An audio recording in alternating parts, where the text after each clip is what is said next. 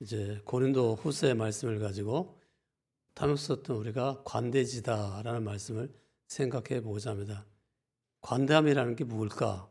여러분이 나름대로 생각을 해보겠지만은 관대하다는 것은 다른 사람에게 너그럽게 후하게 대해주는 것을 말하는 거죠. 즉 자기 자신에 대해서는 좀 엄격하지만 다른 사람에 대해서 자기 외에 다른 사람에 대해서는 후하고 너그럽게 넉넉하게 이렇게 대해주는 그런 것을 관대라 할 수가 있고요. 또는 성경에서는 관용이라는 말로 많이 표현하는데 우리가 이 관대라는 것은 바로 다른 사람에게 베풀어 주는 것을 특권으로 여기는 마음이다라고 말할 수가 있겠습니다. 이제 여러분이 받은 자료 중에도 나올 건데 관대함이란 바로 다른 사람에게 베풀어 주는 것을 특권으로 여기는 그런 마음이다라고 했어요. 즉 영적인 것을 베풀어 주거나 육적인 것을 베풀어 주거나 이것은 내가 베풀 수 있는 특권이 있다. 나에게 이런 것이 있다는 것이 얼마나 좋은 것인지 모른다. 조금 전에 우리 선교사님 나오셔서 얘기했지만은 만약에 영적으로 여러분이 기도라는 후원한다 하면 아유 내가 기도할 수 있다는 게 얼마나 큰 축복이냐 이렇게 생각하고 기도하는 거죠. 또 후원한다 그러면 아 나에게 물질이 조금이라도 있고 내가 호흡이 있다는 것이 얼마나 놀라운 일이냐 이거 큰 축복이다 생각하고 후원을 해주는 것을 말하는 것입니다. 그래서 영역 간에 필요한 것들이 뭔가를 살펴서 후하게 넉넉하게 베풀어 주는 것이 관대다 그렇게 말씀인데 왜 그러면 그렇게 관대할 것인가 여러 가지 많은 생각을 하게 되죠. 왜 우리는 관대하게 다른 사람을 대해야 되는가? 요즘 젊은이들이 이렇게 그 내로남불을 굉장히 싫어하거든요. 내가 하면 노만 쓰고 남이 하면 불륜이다 하는 이 내로남불 관대하게 대하는 것을 굉장히 싫어해요. 관대한 게 아니지. 그거는 관대의 반대라고 할 수 있어요. 내로남불이라는 것은. 또 그건 공평하지 않다. 그래서 이제 MZ세대라고 하는 사람들 특별히 아주 그 분노를 하고 아주 화를 내잖아요. 그래서 부모님 덕에 말해 그 잘 뭐 세상에서 뭐 잘 나간다 할까 성공한다 그런 사람들 뭐 퇴직금 한 50억 받는다 그러면 승질 낸단 말이에요. 그럴 수 있느냐? 어떻게 공평하지 않다. 공정하려면 그렇게 하면 안 된다라고 생각을 해서 그 MZ 세대는 특별히 화를 내고 막 그렇게 한다고 그러잖아요. 그러니까 어, 그 여러분이 이제 현대를 살아간다면 이 M세대, 밀레니엄을 경험한 세대들, 그다음에 Z세대, 그러니까 G세대라고 하는 그 1995년부터 2005년 사이에 태어난 사람이라고 할 수가 있겠죠. 그런 사람들에 대해서도 우리가 잘 생각해 보고 이런 사람들 어떻게 우리가 참 내 편을 만들까? 편 가르기니까 안 되겠네. 하여튼 그들을 어떻게 공략할 것인가 이런 걸 또 생각해 봐야 되겠죠. 우리 같은 목회자로서는 이 MZ세대, 다음 세대를 어떻게 설교할 것인가, 그들을 선교할 것인가, 그들 어떻게 주님께 인도할 것인가, 뭐 이런 걸 많이 생각해야 되겠지만은 하여튼 이 MZ세대가 상당히 우리 사회의 어떤 키맨이라고 할 수 있어요. 앞으로 말이죠. 여러분이 아마 여러분에게는 자식 세대가 되겠죠. 아니면 손자나 손녀 세대가 될지도 모르겠어요. 나이 많으신 분들은 손자, 손녀 세대인데 대부분 이제 자식 세대가 MZ 세대라고 할 수 있어요. 그러니까 이 자녀들을 잘 이끌어야 될 텐데 어떻게 하면 이 자녀들을 참으로 신앙의 길로 이끌 것인가 이런 걸 생각할 때 먼저 내가 관대함에 있어서 너그럽게 베푸는 데 있어서 모범이 된다는 거예요. 부모가 또는 조부모가 어떤 모범을 보이지 않으면 안 되는 거죠. 우리 어렸을 때 듣는 말이 뭐예요? 애들 앞에서 물도 못 마신다. 왜? 아이들이 그 물 마시는 그런 모습을 보고 따라한단 말이에요. 그러니까 부모님이 어떤 행동을 할 때 그 행동을 보고서 따라하는데 부모가 다른 사람에 대해서 후하게 베풀고 나눠주고 그런 걸 보면 자녀들도 그 따라서 아 그렇게 하는 게 당연한 거야 이렇게 생각하지만 부모가 맨날 욕심을 챙기고 예? 자기 원하는 대로 살고 그렇게 살면 자녀들도 욕심 부리고 자기 원하는 대로 막 살아가는 거예요. 그러니까 우리가 왜 관대해야 되는가? 한마디로 말해서 하나님의 형상을 담기 위해서라 그렇게 말할 수가 있겠죠. 하나님께서 신의 성품에 참여하는 자다라고 성경에 표현했는데 우리가 하나님의 성품에 참여하려면 하나님이 관대하신 것처럼 우리도 관대해야 된다는 거예요. 하나님이 얼마나 관대하셨습니까? 얼마나 우리를 너그럽게 봐주시고 우리를 너그럽게 대해주십니까? 그 아들 예수님을 십자가에 희생해서 기꺼이 구원을 이루시는 그런 하나님이셨다는 것을 우리는 알 수가 있어요. 그래서 하나님이 관대하시기에 우리도 관대해야 된다는 그런 것을 우리 생각해야 되고, 왜 우리가 관대해야 되는가? 바로 내가 하나님의 형상으로 지음받은 존재이기 때문에 하나님처럼 관대하게 살아가는 것은 당연하기 때문에 그렇게 해야 된다는 것입니다. 또 왜 우리가 관대해야 되는가? 뭐 나름대로 여러 가지 생각할 수 있겠지만은, 저는 이제 우리가 관대하게 살아갈 때만 예수님을 닮은 그런 제자가 된다, 참 제자가 된다는 거예요. 즉 사랑으로 남에게 베풀어주는 그런 모습을 보여줄 때 그것이 바로 예수님의 그런 아름다운 모습, 사랑으로 대하는 그런 모습을 보게 된다는 것입니다. 예수님의 모습은 이 땅에 살아갈 때 어떻게 살았어요? 언제나 모든 사람에 대해서 관대하게 살아갔던 거예요. 그래서 말이에요. 예를 들어서 어떤 여자가 가늠하다가 현장에서 붙잡혔는데 그 여자를 돌로 때려치는, 그러니까 말하자면 돌로 형벌을 가하는 거죠. 이런 일을 해야 마땅하다고 생각하는 사람들 앞에서 예수님이 뭐라고 했어요?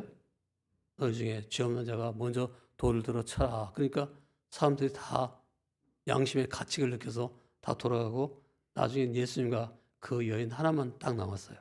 그래서 예수님이 뭐라고 했으면 나도 너를 정죄하지 않을 테니까 편안히 가라. 그렇게 얘기해 주세요.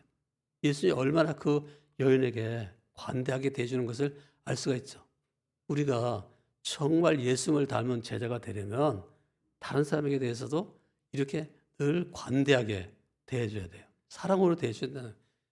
사랑으로 베풀고 이렇게 넉넉하게 품어주는 그런 사람이 돼야 되는 것이죠. 인생을 살아갈 때 여러분 좀 다른 사람에 대해서는 넉넉하고 자기 자신에 대해서는 엄격할 수 있는 그런 분들이 다 되시기를 주님의 이름으로 부탁드립니다. 옛날에 톨스토이라는 사람이 이런 말을 했다고 그래요. 만약 사람이 인생의 목적을 갖다가 자기의 성공에 두고 살아가면 그 사람은 따분한 인생을 살게 될 것이다. 불쌍한 인생을 살게 될 것이다. 그렇게 말했어요. 우리가 삶의 목적을 우리의 성공에 두나요? 아니요. 다른 사람을 더 행복하게 만드는 데 우리의 삶의 목적을 둬야 돼요. 그래서 내가 공부를 할 때도 다른 사람을 더 행복하게 만들기 위해서, 남의 주기 위해서, 남 주기 위해서 공부한다. 남 주기 위해서 부자가 된다. 남 주기 위해서 이렇게 지식을 쌓는다. 이렇게 돼야지. 내가 좀 넉넉하고 내가 잘 살고 내가 행복하게 해서 지식을 쌓고 또는 부자가 되고, 그러면 그 사람은 인생을 불쌍하게 살아간 사람이에요. 아주 불쌍한 사람이에요. 옆에 계신 분을 보세요. 이분들은 불쌍하지 않은 분들이에요. 자, 옆에 계신 분을 잠깐 보고 인사하겠습니다. 안녕하세요. 이렇게 와주셔서 감사합니다. 네. 이분들은 왜 불쌍하지 않는가? 하나님 앞에 나와서 하나님의 사랑과 은혜를 듬뿍 누릴 수 있기 때문이고, 또 관대하게 이웃에게 기꺼이 사랑을 베풀 수 있는 사람이기 때문에 그래요. 또 교회에서도 또 다른 우리 교우들에게 기꺼이 사랑을 베풀 수 있는 분들이기 때문에 이분들은 참 행복한 사람들이라 알 수가 있어요. 어쩌든 여러분 모두 다 정말 인생을 살아갈 때 다른 사람에게 대해서는 너그럽게 베풀어 줄 수 있는 그런 분들이 다 되시길 바랍니다. 근데 없으면 못 베푸니까 있어야지 베풀잖아요. 없으면 못 베푸나요? 아니요. 없어도 베풀 수가 있어요. 영적인 것을 얼마든지 베풀 수가 있어요. 혹시 물질적인 것은 없어서 못 베풀 수 있죠. 그렇지만 영적인 것은 얼마든지 베풀 수가 있잖아요. 기도해주고 뭐 이렇게 격려해주고 또 위로해주고 사랑해주고 뭐 이런 것은 우리가 얼마든지 할 수가 있는 거예요. 비록 돈이 없어가지고 뭐 돈은 뭐 단돈 10,000원도 1,000원도 주기 어렵겠지만은 그럴 수도 있잖아요. 그래도 기도는 해줄 수 있으니까 여러분이 좀 다른 모든 사람을 위해서도 기도해주고, 특별히 우리 주의 종들과 선교사님들을 위해서는 더 많이 기도해 주시기 바랍니다.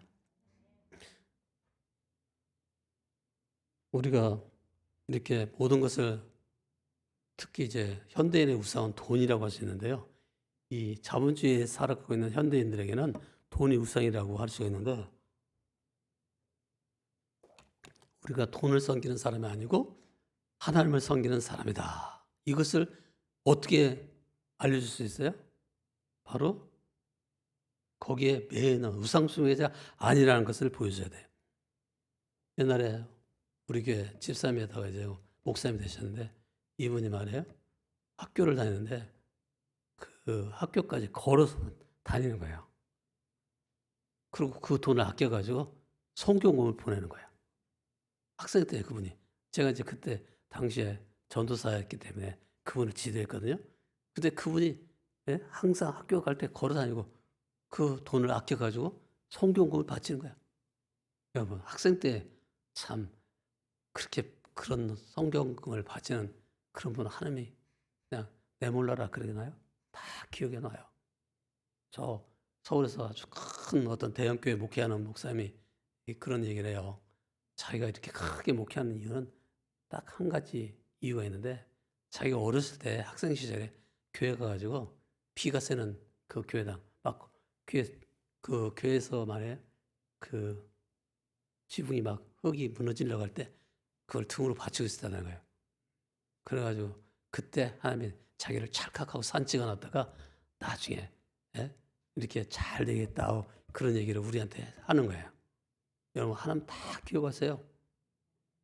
2011년, 2000 지금 몇 년이죠? 2021년 11월 며칠 뭐 했는가? 하나님 다 기록해 놓으시고 행위를 기록한 채 다 기록을 해놨다가 나중에 다 갚아줘요. 천국에서 상을 주든지 아니면 이 땅을 살아가는 동안 복을 주든지. 그러니까요. 아니면 그것도 안 되면 후손들에게라도 자손들에게도 복을 주든지 다 기록해요. 그러니까 잘해야 돼요. 지금 잘못 살면 안 돼요. 우리가 잘 살아야지 나의 미래가 장래가 더 행복해지고 더 좋아지는데 잘 산다는 게 뭐냐? 사랑을 가지고 하나님을 사랑하고 이웃을 사랑하고 베풀고 나눠주고 이렇게 살아가는 삶이 아주 잘 사는 훌륭한 삶이라 할 수가 있어요. 우리가 왜 관대해야 될까요? 여러 가지 이유를 말할 수 있겠죠. 근데 여기 여러분이 가진 자료에 보면은 거기에 하나님이 관대하신 것처럼 우리도 관대해야 된다. 그래서 고린도후서 8장 1절 9절 말씀을 가지고 쭉 이 얘기를 써놨어요. 한번 여러분이 다 읽어보시면 알겠지만은 이 바울 사도가 이제 마게도냐 교회의 모범에 대해서 얘기를 하는 거예요. 지금 고린도 교회는 어디에 있어요? 마게도냐보다 더 밑에 한 700km 밑에 있는 그러니까 아테네 옆에 있겠죠. 그런 요즘 말하면 어디라고 할까요? 하여튼 그 바다 에게인가 그 바다를 건너가자마자 있는 게 빌립보 뭐 고린도 교회 뭐 이런 교회들이 다 있는 거예요. 대사의 교회. 그 다음에 이제 한참 위로 올라가 가지고 한 700 아니 2,000의 길을 가면은 이제 마게도냐 지방이 있는데 이 마게도냐 교회는 소위 말하면 이제 데살로니가 같은 교회가 있고 또 뭐 이런 교회가 있죠. 그래서 가지고 이제 이 마게도냐 교회에서 그들이 헌금을 모아가지고 참 그들도 막 내란이 몇 번 일어났어요. 그래가지고 그 내란이라고 하는 건 그러니까 전쟁이 일어났다는 거죠. 그리고 굉장히 살기 어렵고 경제적으로 굉장히 궁핍한 그런 처지에 있었어요. 근데 그들이 그 어려움 속에서도 이렇게 연보를 모아가지고 그것을 가난한 그 예루살렘 교회 지금 아주 기근이 굉장히 심해가지고 다 굶고 쫄쫄이 굶고 있다 하는 것을 듣고서 예루살렘 교회를 후원하기 위해서 이제 보내준 거죠. 그래서 그것을 보면서 이제 글을 쓰는 거예요. 이 사도 바울이 고린도 교회에다 편지 글을 쓰면서 야 마게도냐에서도 이렇게 어느 중에도 이렇게 허물했는데 참 너희들도 그런 일을 좀 본받으면 좋겠다 이런 뜻으로 하는 거예요. 그래서 이제 헌금 얘기가 여기서 나오는 거죠. 그래서 주보에 보면은 저기 성경에 보면요. 주보가 저 성경에 보면 고린도 후서를 쭉 읽어보면 그런 내용이에요. 그래서 이제 헌금 얘기 나오는 건데 이 헌금 얘기 뭐 그때 뭐 추수감사절 앞두고서 그 헌금 많이 해라 그런 뜻을 쓴 게 아니고 그 당시에는 바울 사도가 그 마게도냐 교회가 예? 이렇게 참 힘에 지나도록 헌금 연보를 하는데 그런 걸 좀 너희들도 본받으면 좋겠다 이렇게 뜻에서 이제 그런 얘기를 쓴 거죠. 그래서 굉장히 길게 썼어요. 헌금에 대해서 굉장히 길게 말한 거예요. 연보에 대해서. 연보하고 헌금 어떻게 다른가? 연보라는 건 구제를 위해서 헌금을 드리는 돈을 드리는데 구제를 해서 주는 거죠. 그래서 베풀라고 주는 거예요. 그러니까 어렵다고 해서 못한다라고 생각하는데 아니에요. 어려워도 할 수가 있어요. 물론 부유도 할 수 있죠. 삭개오 보세요. 삭개오는 굉장히 부자였어요. 근데 그가 예수를 만나자 변화받고 자기의 재물의 절반을 가난한 사람에게 주고 또 나머지 것을 가지고서 자기가 토색한 사람, 남의 것을 뭐 이렇게 강제로 빼앗았던 것이 있다면 한 4배쯤 갖겠다 이렇게 얘기하죠. 그런 부자였기 때문에 물론 재물이 있었으니까 그렇게 했겠지만 예수님께서는 2렙돈을 가진 그런 가난한 과부의 헌금에 대해서도 칭찬했어요. 부자들은 넉넉한 중에 넣지만 이 과부를 봐라. 굉장히 어려운 중에 생활비 전부를 갖다 넣지 않았냐. 얼마나 정말 너희들은 잘 모르겠지만 주님은 알아주신다는 거죠. 주님은 알고 있다는 거죠.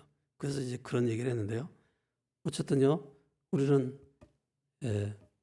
하나님께서 우리의 모든 일거수일투족을 살펴보신다는 것을 알고 특별히 물질 사용 또는 시간 사용 어떻게 하고 있는가 이걸 다 보고 계신다는 걸 알고 우리의 물질도 시간도 하나님의 뜻대로 잘 사용해야 될 줄 믿습니다. 히브리서 10장 34절에 보면 그리스도인들은 왜 참 세상을 살아갈 때 나그네처럼 살았는가 그래서 말할 때 그들은 더 나은 세상, 더 영광 소유가 있는 것을 확신했기 때문이라는 거예요. 다 같이 한번 히브리서 10장 34절 거기 한번 읽어보겠습니다. 시작.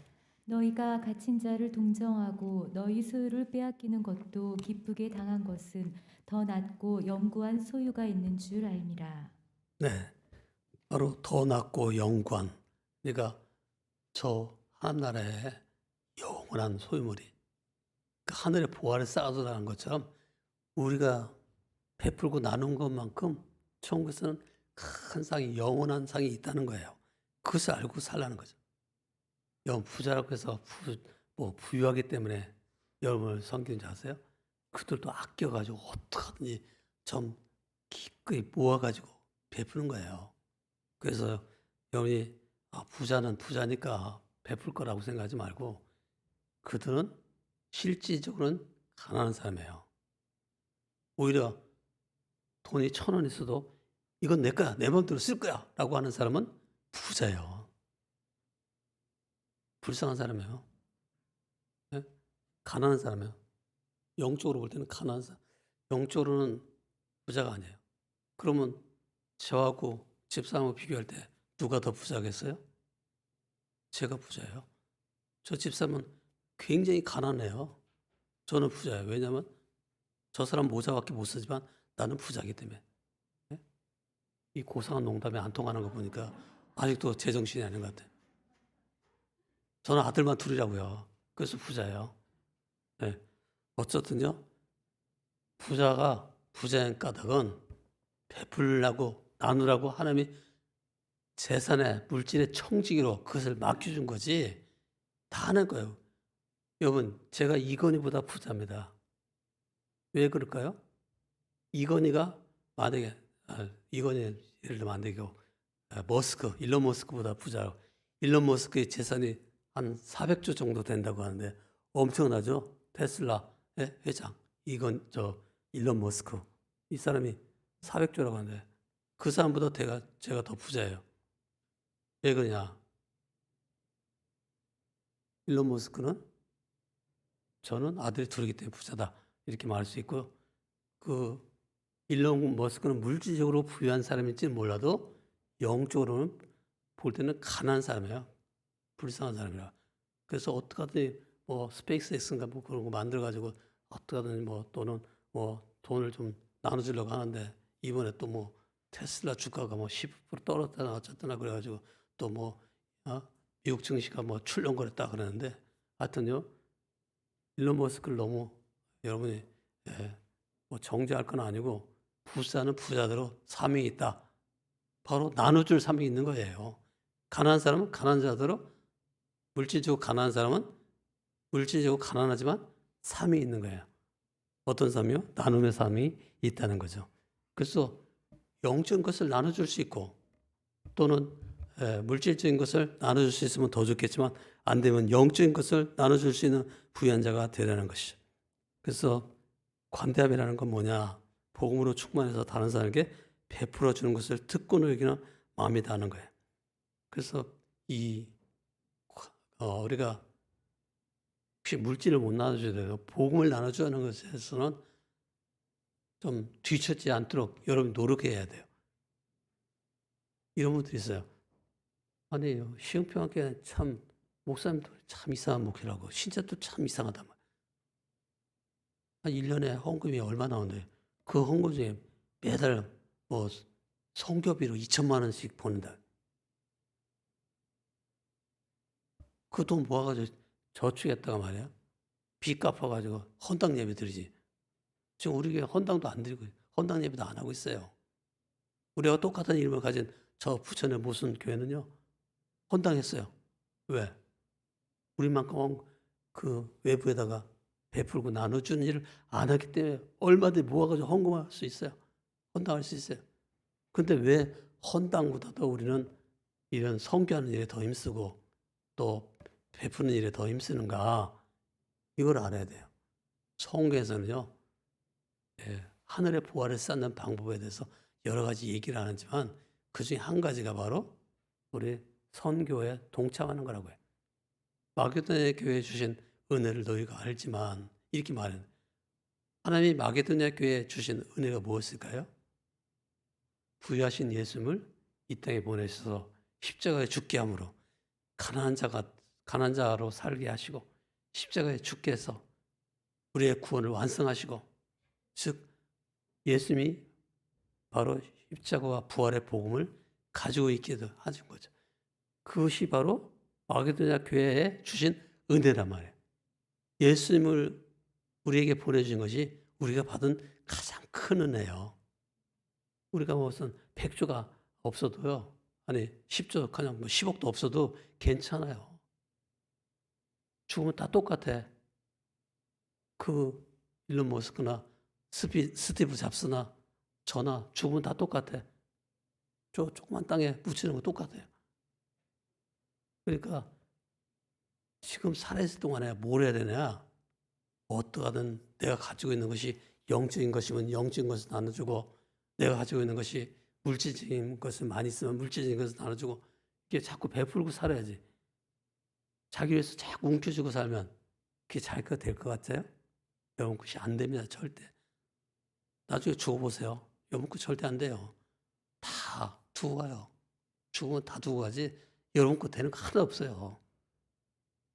하여튼요 우리는요 우리가 갖고 있는 영적인 것 그것이 복음이든지 또는 기도할 수 있는 시간이든지 건강이든지 재능이든지 어떤 내가 갖고 있는 모든 것이 그것이 영적인 것이든 물질적인 것이든 그것을 가지고 하나님을 섬기고 이웃을 섬기고 하나님을 사랑하고 이웃을 사랑하는데 쓸 때 그때 진짜 정말 그 은혜를 누리는 사람이 되는 거예요. 이런 모두가 다 은혜를 누리는 그런 분들이 다 되시길 바랍니다. 그러면 어떻게 우리가 관용을 베풀어야 될까요? 거기 2번 같이 한번 읽어보겠습니다. 저는 물 좀 마실게요.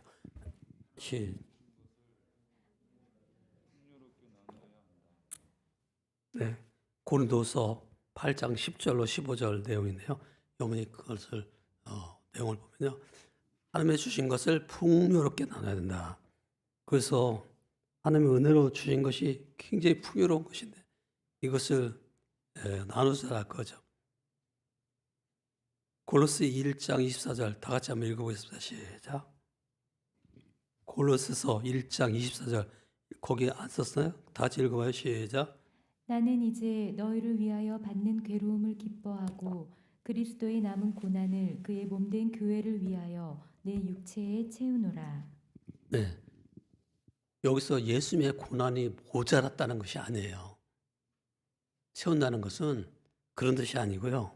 여기서 예수님의 속죄사역, 십자가의 고난사역, 속죄사역은 완벽했지만 아무 결여도 없지만 거기 부족한 것이 없지만은 그것을 내 몸에 채운다는 것은 내가 예수님의 그 고난받으신 그 사건, 복음을 증거하는 일을 열심히 하고 있다. 그런 뜻이에요. 그래서 바울 사도가 사역하는 바울 사도의 사역은 계속되고 있다. 그것을 말하고 있어요. 그래서 그리스도의 대속적 사역이 바울에서 계속적으로 선포되었고 오늘날 교회 선교에서도 계속되고 있다. 선교사님들 우리 대신 나가가지고 복음을 전하는 그 일을 하면 어떤 결과가 일어나요? 예수님의 십자가의 죽으심과 부활에 관한 복음이 증거되므로 그들이 예수를 믿게 되는 거죠. 그 선교 대상자들이 예수를 믿게 되고 또 교회에 들어오게 되고 하나님께 영광을 돌리게 되죠. 그럴 때 바로 우리는 점점 그리스도의 고난에 참여하고 그런 사람이 되는 거예요. 그러니까 여러분 그건 옛날에 우리 어렸을 때니까 좀 이상한데 제가 신학교 1학년 다닐 때 어떤 분이 그런 얘기해요. 자기 친구가 태국에 선교사 가는데 저기 관값을 달라고 해서 모든 사람이 관값을 줬다고 그래요. 관짝 하나 만드는데 만약에 한 10,000원이다. 관짝 하나 만드는데 10만 원이다. 그럼 10만 원을 주는 거야, 다 모아가지고. 그래가지고 그 관짝 나중에 못 만날 수도 있잖아요. 그러니까 관짝값을 하라고 하면서 다 모아줬다는 거죠. 그 이제 극단적인 비유지만은 자기 교회가 그 세워질 때부터 그때 교인이 한 4, 50명 된 때인데 그때부터 이 관짝값을 가지고 모아서 헌금을 해줘가지고 그 태국에 가서 선교하도록 그 해줬다. 그 얘기를 하는 거예요. 그러면서 그 얘기를 하셨는데 그거 제가 신학교 1학년 때인데 어떤 분이 또 오셔가지고 그런 얘기 하시는 거예요. 자기가 들은 얘기 쭉 얘기하는데 저 미국의 어떤 분이 자기한테 성경을 보는데 사실은 콜라를 안 마시고 그 콜라 값을 아껴가지고 성경을 보내주고 있다는 거예요. 그래서 그때부터 제가 결심해서 나는 이제 앞으로 시자가 들어간 건 아무것도 안 먹을 거야. 콜라뿐만 아니라 이제 커피도 안 마실 거야. 제가 지금도 커피를 잘 안 마시고 있는데 왜 안 마시는지 이제 알겠죠? 그래서 단돈 10,000원이라도 우리 선교사님들에게 성경을 보내야 되겠다라고 생각하는. 근데 우리 교회 이제 선교사 겨우 20명밖에 안 돼가지고 겨우 20만 원밖에 성경을 못 하고 있어요, 매달. 근데 좀 한 100명쯤 되면 100만 원 헌금할 텐데 좀 아쉬워요. 하여튼 우리 교회가 좀 각성해서 말이에요. 좀 선교사님들 좀 많이 보낼 수 있기 바랍니다. 저는 10,000원밖에 못 하지만 여러분이 다 10,000원씩 해주면 많이 이렇게 모아가지고 갈 거 아니에요. 우리 여기 본인이 와서 좀 미안하지만 여기 인도에서 여기까지 오는데 항공료가 얼마인지 비싼지 아세요? 굉장히 비싸요. 내 식구 왔다 가려면 큰 돈이 깨져요. 그러니까 여러분이 그냥 갈 때 관짝값에 하고서 관짝값이라도 많이 줘야지 마요. 그냥 안녕히 가세요. 안녕히 못 가요. 안녕히 가려면 관짝값 있어야 돼. 자, 말로 하지 말고 행함과 진실함으로 하시기 바랍니다. 이 얘기가 돈 내라는 얘기니까 아무도 조는 사람 없잖아요. 하여튼 헌금 얘기할 때는 아무도 조는 사람이 없어요. 이게 참 신기한 일이에요. 어떤 교회에서요 이런 일이 있었다고 그래요. 사람들이 다 1달러를 성경을 하는데 이 서양이니까 헌금 접시를 돌리잖아요. 근데 이 헌금 접시에 27프랑을 헌금하는 거예요. 27프랑을. 근데 그 사람이 누구냐면 소경이야. 그러니까 시각장애인에게 이 헌금 접시가 가니까 사람들이 걱정을 많이 한 거죠. 주변 사람들이. 아니 시각장애인에게 저 사람은 그냥 일프랑이 없어가지고도 어렵게 사는 사람인데 이 사람에게 이렇게 말해요. 헌금을 강요하는 것처럼 접시가 돌아간. 근데 이분이 주문해서 27프랑을 지금 돈은 한 3만 원대가 되겠죠? 갖다 그걸 내는 거예요. 딴 사람들은 다 1,000원씩 내는데 다른 사람보다 한 30배 더 많이 내는 거예요. 그래서 어떻게 이렇게 많이 헌금하냐 그러니까 제가 제 친구에게 물어봤어요. 1년 동안에 그 가스등을 그 등불을 집안에 켜놓았는데 얼마 드냐고 하니까 1년에 27프랑이라고 얘기해 줍니다. 근데 저는 앞이 안 보이기 때문에 저는 불 킬 필요가 없잖아요. 그래서 1년치 가스비 27프랑 30만 원 정도를 들 수 있게 돼서 다행이라고 하면서 했다고 그래요. 여러분 27프랑을 내는 그런 사람이 다 되시기 바랍니다.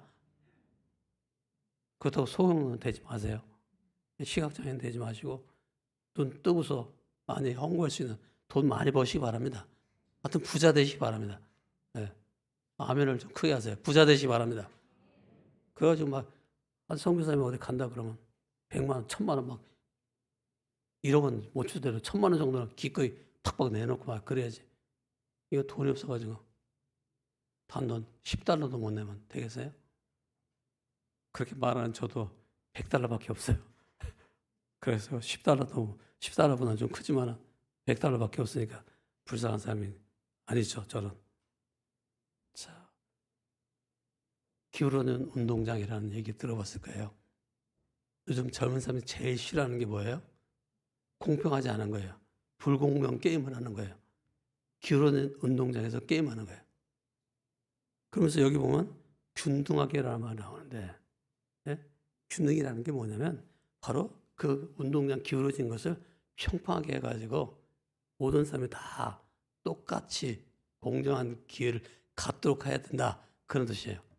이제 바울 사도가 균등하게 하려 함이라라고 할 때는 헌금을 다 많이 모아가지고 가난한 저 예루살렘 교회도 도와주고 또는 무슨 어떤 가난한 모든 삶 도와주 이런 일에 좀 쓰면 좋겠다. 이제 그런 얘기를 하는 거예요. 우리 교회도 좀 헌금이 연보로 써야 돼요. 제가 헌금이 말이에요. 헌금으로 쓰이는 때보다는 연보로 쓰이는 것보다는 헌금으로 많이 쓰여지고 있는데 가급적 연보로 써져서 이게 좀 균등하게. 그래서 말이에요. 최소한 담임 목사가 말해 3,000불을 한 달에 받는다. 그러면 선교사님도 3,000불 후원을 받을 수 있게끔 만들어줘야죠. 물론 어떤 선교사는 6,000불이 필요할 수 있어요. 3,000불이 아니라 6,000불이 필요하기도 해요. 또 어떤 선교사는 2,000불만 있어도 되는 선교사도 있어요. 그렇지만 사람마다 다 다르겠지만은 형편 따라 또 나라 따라 다르겠지만 우리는 균등하게 비슷하게 살아야 되는 거죠. 그들도 우리 똑같이 하나님을 의지하면 하나님께서 얼마든지 주셔가지고 평평하게 만들어주신다라고 생각할 수 있게끔 우리가 균등하게 해야 되겠어요. 또 우리는 어떻게 관대해야 되는가? 감사하는 마음으로 또 기쁘게 줘야 된다. 감사하는 마음이 없으면 안 된다는 거죠. 감사하는 마음이 있어야 되는 거죠.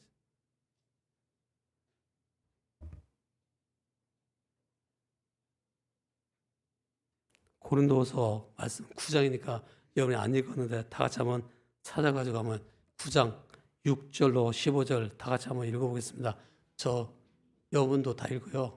저 그 영상으로 대면 예배 신앙을 우리가 중계하는데 듣는 분도 다 들을 수 있도록 우리 이혜정 집사님도 읽어주시기 바랍니다. 고린도후서 9장 6절로 7절 시작. 이것이 곧 적게 심는 자는 적게 거두고 많이 심는 자는 많이 거둔다 하는 말이로다. 각각 그 마음에 정한 대로 할 것이요 인색함으로나 억지로 하지 말지니 하나님은 즐겨내는 자를 사랑하시느니라. 하나님이 능히 모든 은혜를 너희에게 넘치게 하시나니 이는 너희로 모든 일에 항상 모든 것이 넉넉하여 모든 착한 일을 넘치게 하게 하려 하심이라. 기록된 바 그가 흩어 가난한 자들에게 주었으니 그의 의가 영원토록 있느니라 함과 같으니라. 심는 자에게 씨와 먹을 양식을 주시는 이가 너희 심을 것을 주사 풍성하게 하시고 너희 의의 열매를 더하게 하시리니 너희가 모든 일에 넉넉하여 너그럽게 연보를 함은 그들이 우리로 말미암아 하나님께 감사하게 하는 것이라. 이 봉사의 직무가 성도들의 부족한 것을 보충할 뿐 아니라 사람들이 하나님께 드리는 많은 감사로 말미암아 넘쳤느니라. 이 중무로 증거를 삼아 너희가 그리스도의 복음을 진실히 믿고 복종하는 것과 그들과 모든 사람을 섬기는 너희의 후한 연보로 말미암아 하나님께 영광을 돌리고 또 그들이 너희를 위하여 간구하며 하나님이 너희에게 주신 지극한 은혜로 말미암아 너희를 사모하느니라. 말할 수 없는 그의 은사로 말미암아 하나님께 감사하노라. 아멘. 여기 보면 우리가 하나님께 드릴 때 감사하며 하나님께 감사하게 하는 것이다 라고 하는 9장 11절 말씀 보고 있는데, 또 끝에 가서도 이제 끝날 때 감사로 끝나고 있잖아요. 15절도 항상 감사한 마음으로 인색하게, 헌금 받을 때는 인색하지 마시고 헌금 바칠 때는 항상 감사하는 마음 가지고, 힘이 지나도 내가 갖고 있는 것이 얼만가, 참 내 것은 내 것이 아니고 하나님 것이다 생각하고 하나님께 드려야 돼요. 자기 자신을 먼저 주 앞에 드리고 그 다음에 또 가지고 있는 물질도 드리는 것이 필요해요. 하나님을 여러분이 만홀히 여길 수 없어요. 그러니까 속일 수 없어요. 저는 속여도 괜찮아요. 그런데 하나님 못 속여요. 여러분이 힘은 대로 다 거두게 되는 거예요. 그래서 여러분이 오늘도 잘 하루 삶을 살아갈 때 시간을 주님께 바치고 또는 물질도 주님께 드리고 이렇게 잘 살아가시기를 주의 이름으로 부탁드립니다. 제가 준비한 거는 많지만은 벌써 어두워지고 혀가 딱딱해져가지고 제가 말을 못해서, 근데 보니까 시간이 굉장히 많이 됐네요. 빨리 끝내라고 우리 집사님이 그러는데 안 끝내면 밥을 안 주니까 어쩔 수 없이 끝내야 되겠는데, 여러분 어쩔 수 없이 헌금하지 마시라는 거예요. 어쩔 수 없이 뭐를 하지 말고 즐겨서 즐거운 마음 가지고 해야지. 어쩔 수 없이 막 인색하게 할 수 없이 남들이 하는데 체면상 어쩔 수 없어. 내가 그래도 이만큼은 해야지. 다른 사람들이 볼 때 괜찮을까 않을까? 이렇게 생각하지 말고 즐겁게 하라는 것입니다. 그럴 때 하나님께서는 우리가 기뻐하면서 즐겁게 할 때 이것을 다 기억하시고 하늘의 큰 복과 이 땅의 은혜로 또는 이 땅의 축복으로 갚아 주실 줄 믿습니다. 기도하겠습니다. 하나님 아버지, 오늘도 저 앞에 나와서 주의 말씀을 들었사오니 그 깨달은 말씀대로 살게 하시고 우리가 이 땅을 살아가는 동안 주님이 원하시는 대로 삶을 살아가시게 주시옵소서. 참으로 관대하게, 다른 사람에게 후하게, 또 교회를 위해서 또는 선교를 위해서 또는 이웃을 위해서, 하나님을 위해서는 후하게 베풀어 이렇게 바칠 수 있는, 나눠줄 수 있는 그런 성도가 다 되게 하여 주시옵소서. 예수님의 이름으로 기도드립나이다. 아멘. 지금은 우리 주 예수 그리스도의 은혜, 하나님 아버지의 영원무궁하신 사랑과 성령의 교통하심과 인도하심과 충만하신 역사가 오늘 주님 앞에 삼부 예배로 나와서 예배드리는 모든 성도들과 또 저들의 가족과 저들의 하는 일들과 또 저들의 후손들 위해 또 우리 많은 환우들과 또는 우리 교우들 위해 또 선교사들과 그들의 동역자들과 열방의 백성들 위해 지금부터 영원까지 함께 계시옵기를 간절히 축원하옵나이다.